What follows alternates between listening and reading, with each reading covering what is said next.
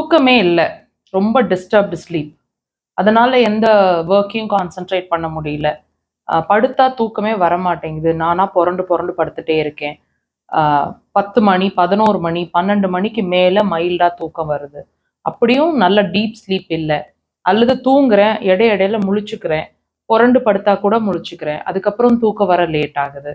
அல்லது 11 மணிலேருந்து 3 மணிக்குள்ள டெஃபினட்டா ஒரு தடவையாவது முழிச்சுக்கிறேன். இந்த மாதிரி உங்களோட தூக்கம் அப்படிங்கிற ஒரு விஷயம் நல்லா டீப்பா இல்ல. அதனால பாடியில நிறைய சேஞ்சஸ், பிரச்சனைகளை நீங்க ஃபேஸ் பண்ணிட்டு இருந்தீங்கன்னா இந்த பாயிண்ட்டை வச்சு ட்ரீட் பண்ணிக்கலாம். பாயிண்ட் லொகேஷன் பாருங்க. கால் பாதத்துல பெருவிரலோட உள் சைடு, அதாவது மெட்டிப்போட விரலோட பக்கத்துல இருக்கு அந்த பாயிண்ட்.